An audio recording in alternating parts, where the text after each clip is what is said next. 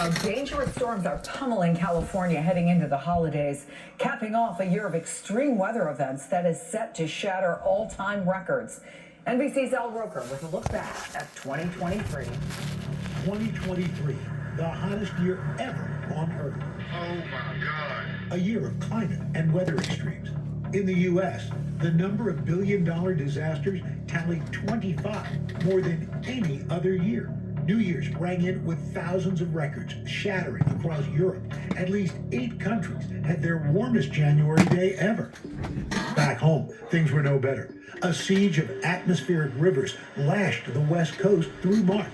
Destructive flash floods swept through parts of California, burying the Sierra under 60 feet of snow, and brought a historically dry Tulare Lake back from the dead.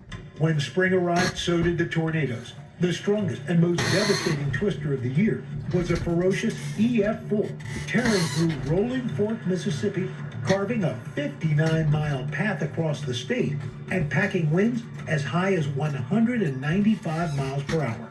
Just days later, a 2-day tornado outbreak spawned the 3rd largest outbreak in U.S. history. A shift to the east in what's known as the traditional tornado alley is making higher density and more vulnerable populations a target for these types of disasters. In June, wildfire smoke was choking the Big Apple, making it seem like a Mars landscape, shrouding iconic landmarks like the Statue of Liberty and Empire State Building. Both Chicago and New York had the dubious distinction of worst air quality in the world during that hazy week. Climate change making wildfire smoke outbreaks more frequent. As northern cities suffocated, southern cities broiled under relentless days of dangerous heat. At the end of July, Phoenix hitting a record 31 straight days of 100 degrees or hotter. The previous record, just 18 days. Miami's extreme heat and tropical humidity resulted in 46 days registering a heat index over 100 degrees. More than a dozen U.S. cities recording their hottest summer on record. The tropics lit up in late August when Hurricane Idalia rapidly intensified over the Gulf of Mexico, striking North Florida as a high-end Category 3 with winds of 125 miles per hour. Fueled by record warm sea surface temperatures, the 4th most active in history. By November, the brutal heat plaguing the U.S. was now broiling the southern hemisphere. The heat index in Rio de Janeiro hitting an astonishing 138 degrees, the highest ever recorded there. And for the 3rd year in a row, deadly tornadoes ripped through the south just days before Christmas. Oh my God! 2023, experiencing so many extreme weather events, we couldn't include them all here. Climate change-driven weather leaving its mark all around the globe. I'm Al Roker, MSNBC. And still to come, a harsh reality in America this holiday season, the growing need for food banks and pantries to avoid going hungry. Next. Man, all them storms, all them weather-related events, and the people still as climate deniers. I don't get it. Stupid.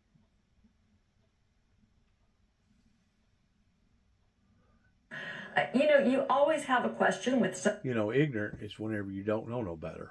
And stupid is whenever you do know better and you still believe what you believe or you still do what you do. That's the difference between somebody that's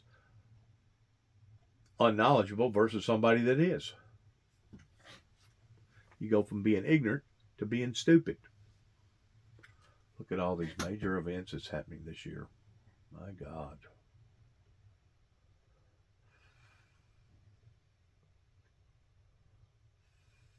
World's being turned totally upside down, and people still don't recognize it.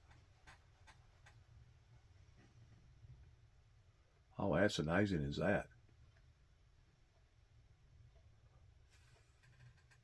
They say that they themselves are scared. What then is the remedy? Well, the remedy is taking Donald Trump out of the equation, but A, he would not take himself out of the equation, and B, when you have other Republican candidates for president basically supporting him in this moment in time, saying that the court went too far and so on. They're essentially giving him all the fuel that he needs to continue to do what he's doing, instead of calling it out in the ways that they could to essentially extricate him from the rest of the Republican Party. That has not happened. So, Boy, that's just taking up a lot of space, ain't it? Talking about him all the time. Immediately, no coincidence that he filed for bankruptcy the next day. Caitlin is right. The damages, and the bankruptcy professor certainly can speak to this, but damage awards for intentional misconduct are not entitled to a bankruptcy protection, or reduced or discharge. He owes Uncle Sam first. $1 million or more dollars, the federal government and the state government, for unpaid taxes. Wow. After that, the secured creditors will be compensated from the remaining assets. Man, oh man.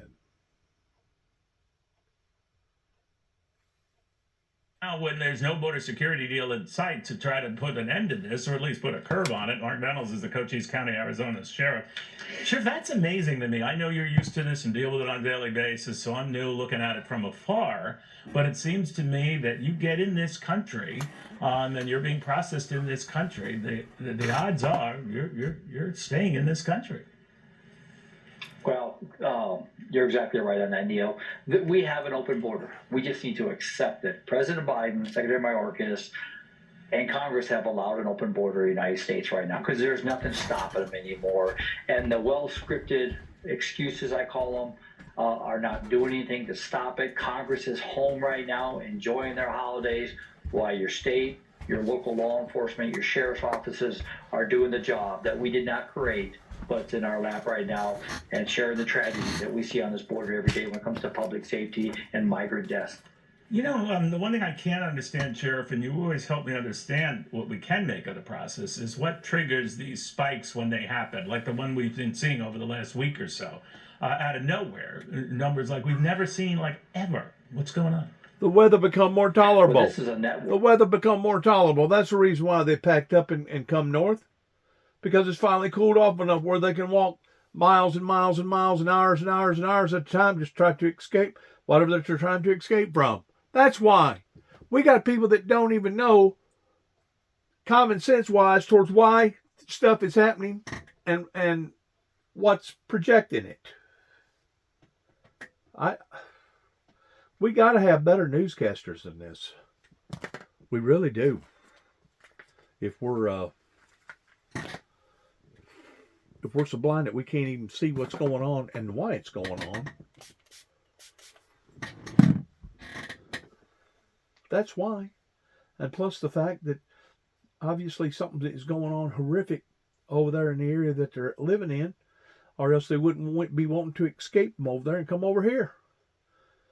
My question is this: it must be really bad over there, because you know good and well they see the news over here and they see what's going on over here, but they're still wanting to climb over the fences and risk their lives towards coming over here.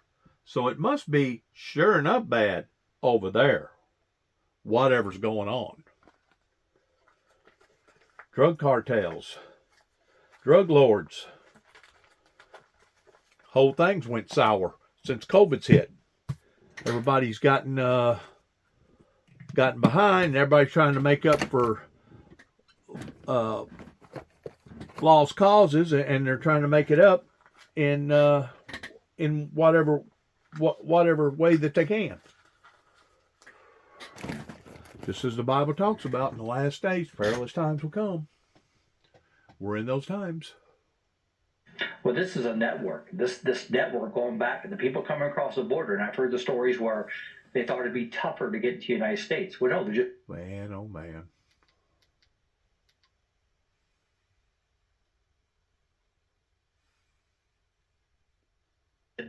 More than likely, what will happen instead is somehow he's going to...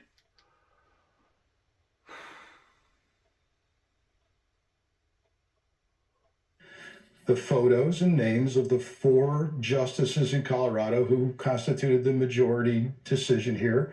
And the banner over their photos was something like, "Meet the judge's who hate democracy. That's where we are now. So they view this as an existential threat to democracy, that the court system works, like it or not, your decision or not, but that's where we are. It's hard to counter this except to tell people, flip this scenario and someday imagine that the courts are doing their job and you love the decisions. Do you want those justices dead because they've ruled in favor of your side of the House? This is going to go up all the way to the Supreme Court. The security is going to get tightened there as well. But good luck to all of us. Good luck to each and every one of us. God bless. God bless America. And shalom.